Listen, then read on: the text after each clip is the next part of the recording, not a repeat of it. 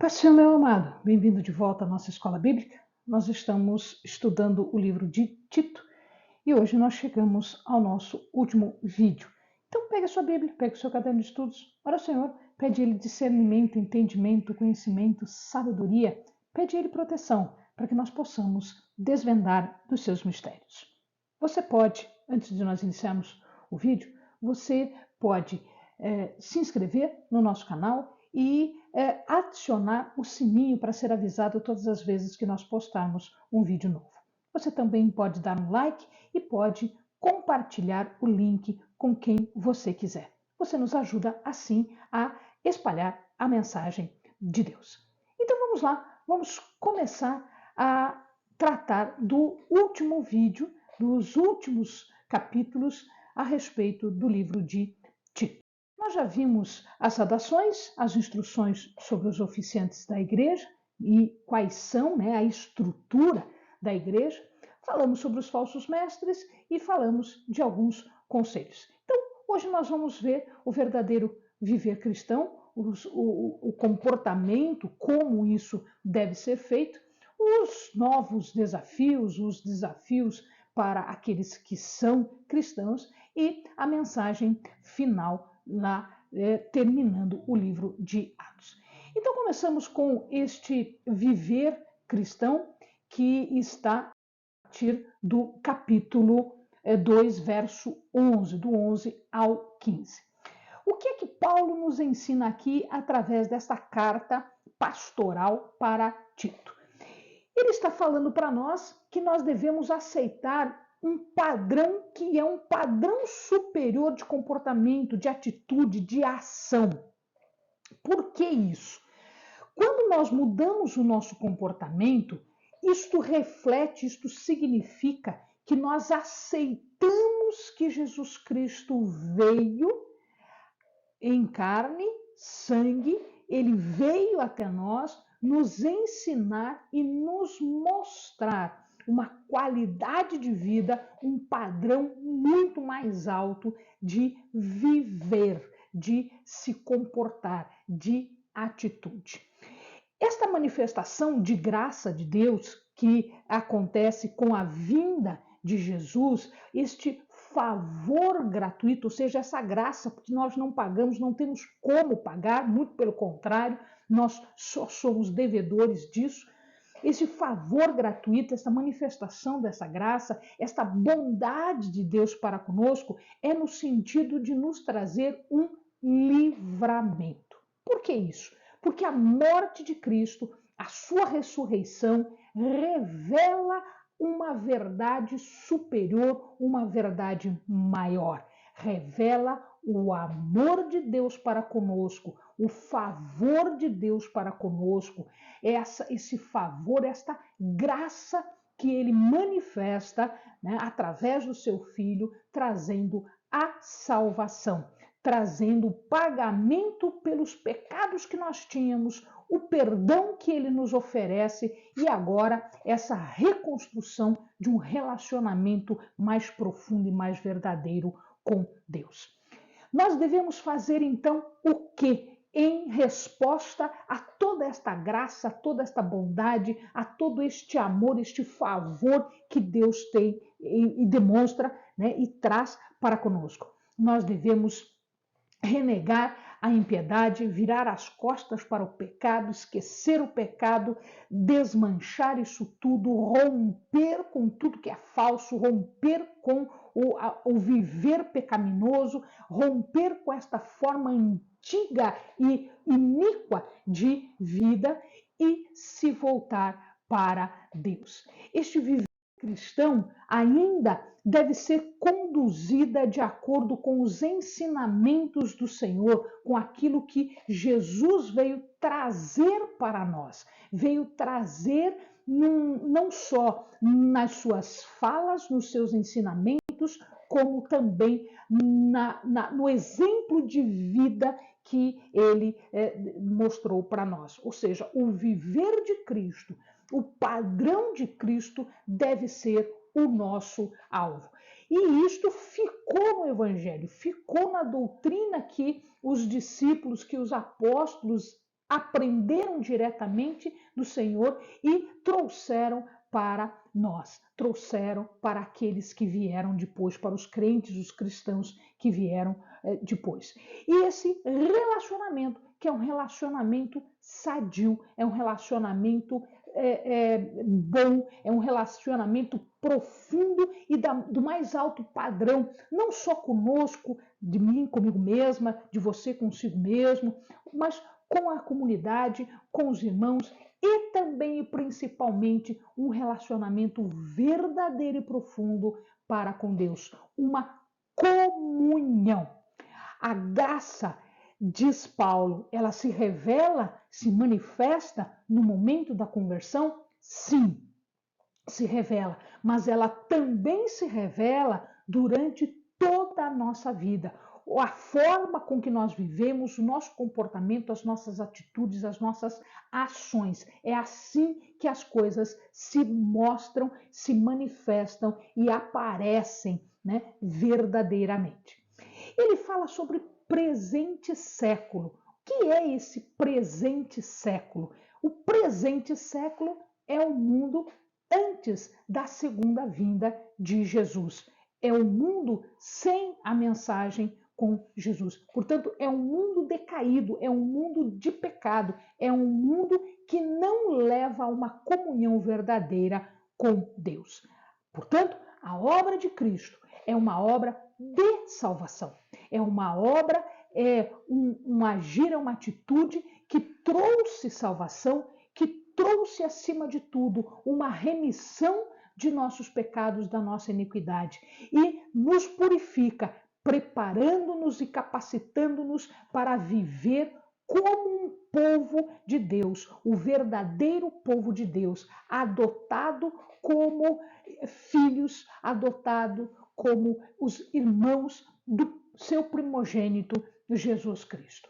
Além disso, a promessa de Deus, ela já estava contida no Velho Testamento, ela já estava contida nos profetas. Nós vemos isto em Isaías, nós vemos isto em Ezequiel, nós vemos isto em Jeremias, nós vemos isto nos profetas antigos. Isto é promessa de Deus que já estava contida lá atrás e que Jesus veio incorporar e veio realizar.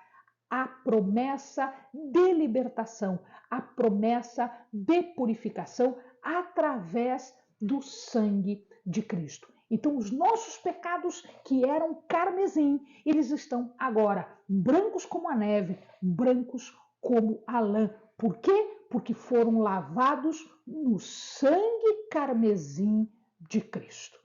O resultado disso tudo é que nós somos povo de Cristo. Nós somos povo de Deus. Nós somos possessão de Deus. Nós pertencemos a uma família. Nós pertencemos a um povo. Nós somos santificados. Isso significa dizer que nós somos separados para Ele, separados para Cristo, separados para Deus. E por isso nós devemos ser santos como Deus é santo, como Jesus veio e demonstrou por seus atos, atitudes, como ser santo. Nós devemos ser zelosos, nós devemos ser cuidadosos de fazer as obras de acordo com o que nos foi mostrado, o que nos foi exemplificado pelo padrão maior, que é o padrão da vida de Jesus. Estes eram os ensinamentos que Paulo estava relembrando a Tito. Então, toda esta verdade nós sabemos, mas aquele momento era um momento importante porque haviam heresias, haviam ensinamentos deturpados, errados, ensinamentos que se desviavam da verdade. Então, Paulo teve que relembrar isso tudo e disse: Tito, toma cuidado, você tem que agir com mais alto padrão. Ah, mas você é jovem, você não tenha vergonha, não tenha medo, não tenha receio de agir de forma correta, mesmo sendo jovem, porque o caminho correto não interessa se você é jovem ou é velho, o caminho correto é caminho correto. Né? Então, nós, mesmo sendo jovens, nós, mesmo não estando nesse grupo dos anciãos, dos presbíteros, nós, mesmo sendo jovens, nós devemos agir de forma correta, porque é isto que se espera do verdadeiro cristão, do verdadeiro adorador de Deus. Isso que se espera. Então, existe um desafio social, e é isso que ele vai ver no capítulo 3. O capítulo 3 ele vai trazer para nós uma nova vida, ele vai trazer para nós uma nova colocação de todas estas coisas, dizendo efetivamente qual é o nosso desafio, qual é a nossa missão. Né? Veja lá, outrora também nós éramos insensatos, desobedientes, enfim, nós éramos assim porque nós não estávamos no caminho certo. Mas olha o que ele diz: mas quando apareceu a benignidade de Deus, nosso Salvador, e o seu amor para com os homens, não por obras de justiça que houvéssemos feito, mas segundo a sua misericórdia, ele nos salvou mediante a lavagem da regeneração, da renovação pelo Espírito Santo, que ele derramou ricamente sobre nós por meio de Jesus Cristo, nosso Salvador. E ele continua dizendo, a fim de que, justificados por sua graça, não por nosso mérito, mas por graça de Deus, por graça de Jesus, sejamos feitos seu herdeiro segundo a esperança da vida eterna. Fiel é a palavra, e quero que a proclames com firmeza, para que os que creem em Deus procurem aplicar-se às boas obras. Então, aqui ele está colocando para nós a verdadeira situação e nos dando uma missão, como ele deu para Tito, como ele deu para a igreja que estava em Creta. Então, nós temos esta mesma incumbência. Nós, como os Titos atuais, temos esta incumbência. Então, existe uma nova vida no Espírito Santo. Esta nova vida é modelo de boa cidadania, de bom cidadão, de boa pessoa.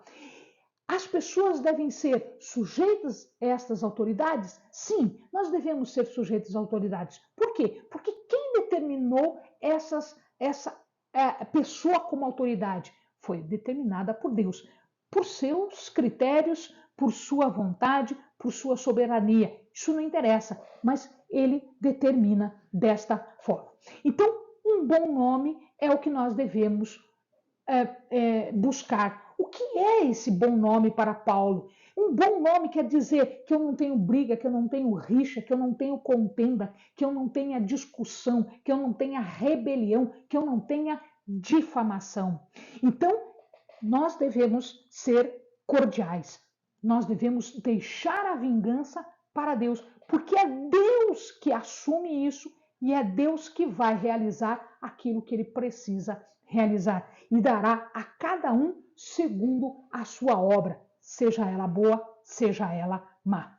E ele lembra que nós éramos nécios, nós éramos cegos, nós éramos desobedientes, nós éramos impacientes, nós éramos desgarrados, nós éramos repugnantes, nós não fomos aprovados do jeito que nós éramos. Mas qual é a diferença daquela época e agora? Nós fomos libertados, nós fomos renovados, nós somos nova criatura, nós nascemos nova criatura em imagem, em semelhança agora ao que é graça e amor, Jesus, aquele que nos libertou, aquele que pagou o preço pelo nosso pecado. E ele continua, ele diz que o amor de Deus é que nos deu Jesus.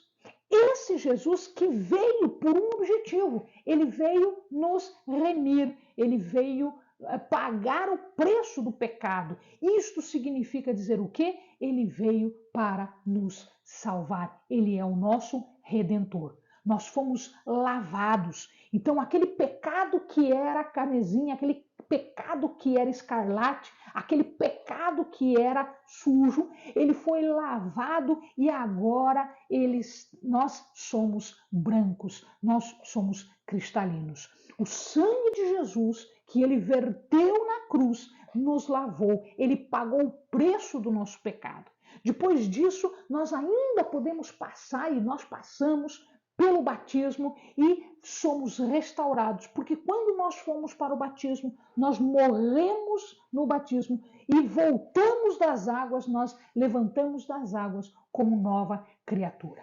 Então, ele entende, naquela época, ele entende que esse mergulhar nas águas era morrer nas águas. E depois do batismo, quando nós levantávamos das águas, nós levantamos nas águas, nós ressurgimos, nós somos outra criatura, nós renascemos em Cristo, renascemos por conta de uma fé em Cristo.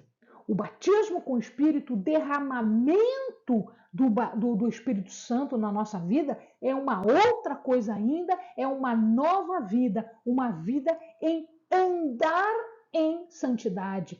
Nós fomos, portanto, justificados.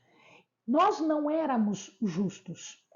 Jesus era justo, mas como ele morreu, a justiça dele, a morte de um justo, a morte do Cordeiro imaculado, sem pecado, Filho de Deus, por amor a nós, é que nos justificou, trouxe justiça para nós e, portanto, nós temos uma nova vida. Significa que nós somos agora herdeiros, filhos de um Deus, povo de um Deus e herdeiros, inclusive, de uma esperança que ainda virá, porque nós já temos o gostinho da eternidade com o Pai, mas a eternidade ainda está por vir. Nós só iniciamos os nossos passos. O batismo era uma expressão externa, visível, deste ato de fé em crer Jesus Cristo e fazer esta profissão de fé, fazer esta declaração de fé publicamente, era essa expressão externa, era então um selo que havia de ocorrer e havia de marcar a nossa vida. Além disso, Paulo vai agora comparar esses ensinamentos todos que ele está fazendo, e aí ele resgata lá as heresias que se falava e ele compara essas duas coisas e ele vê, poxa, quão frívola, quão fútil. O que quer dizer isso? Quão sem valor é o ensinamento deles. Por quê? Porque o ensinamento de Deus, aquele ensinamento que veio através da vida de Jesus, dos ensinamentos de Jesus para os apóstolos e dos apóstolos para nós, isto é profundo, isto é complexo, isto é mais do que tudo que nós possamos entender, apesar de nós termos essa dificuldade de entendermos a profundidade de tudo isso, mas isso já, com o nosso pouco entendimento, isto já é muito mais profundo, muito mais valioso do que aquele ensinamento fútil, aquele ensinamento frívolo, aquele ensinamento sem valor das heresias. Então, temos que parar com briga, temos que parar com facções, divisões, separações, temos que parar de discutir e passarmos a obra e passarmos a fazer o que nós temos que fazer segundo a vontade, a boa vontade de Deus que tem para conosco. Tito devia, então, nesta maneira, dar uma chance para que aqueles hereges se emendassem, para que eles voltassem atrás, para que eles entendessem que eles estavam errados. E se, somente se, eles não se emendassem, aí sim, tomar uma atitude mais drástica, que podia ser, por exemplo, a expulsão, o isolamento destas pessoas. Então, Tito deveria dar mais uma chance para eles com base em tudo isso, porque nós mesmos já fomos assim e nós tivemos uma chance para melhorarmos. Paulo agora passa a sua mensagem final. Essa mensagem final pede então para Tito que vá para Nicópolis. Então ele vai enviar ou Ártemas, do qual a gente não sabe muita coisa, ou Tíquico, que foi citado uma vez, mas que a gente não tem certeza, né, quem era e alguns detalhes da vida a gente não tem certeza. Ele pede que Tito o encontre em Nicópolis, quando ele enviar Ártemas ou Tíquico. Onde é Nicópolis? Um dos lugares prováveis de Nicópolis é aqui. Só para que o amado tenha ideia do que nós estamos falando, essa região toda aqui é a Grécia. Então, só para ver aqui, ó, aqui nós temos Filipos, na Macedônia, ele fala da Macedônia, né, na carta. Aqui está Filipos. Aqui mais para baixo, nessa imagem, ainda a gente encontra Corinto, que é a da igreja, né, de Corinto. E se a gente for um pouquinho mais para baixo aqui, a gente vai encontrar Atenas, que era uma das grandes cidades gregas. Então, Nicópolis provavelmente, não se tem certeza, ficava aqui. Ele pede, então, para que ele vá até Nicópolis encontrar-se com eles, tá? Mais tarde, Tito vai a Dalmácia, que fica lá para cima, para o norte, né? E ele cita uma pessoa de nome Zenas. Os estudiosos acham que este Zenas era quem estava com a carta para Tito. Foi quem Paulo mandou levar a carta, porque a carta, não existia correio naquela época, era feito através de mensageiros. Então, muito provavelmente, esse Zenas era um dos mensageiros com os quais Paulo contou para entregar a sua correspondência. Tá? Este Zenas, nós sabemos, ele foi aluno, ele foi instruído de Priscila e Áquila. Priscila e Áquila nós já conhecemos lá de Atos dos Apóstolos. Né? Então, Lucas falou desta Priscila e deste Áquila. E eles estavam lá em Éfeso, onde Timóteo também ficava. Então, este é o Zenas. Finalmente, então, ele recomenda para todas as pessoas que façam o melhor que eles puderem, só boas obras, fazer aos necessitados, aqueles que precisam, o que for necessário para que eles vivam bem. Ele saúda a todos aqueles que o amam na fé do Senhor e recomenda graça e paz para todos.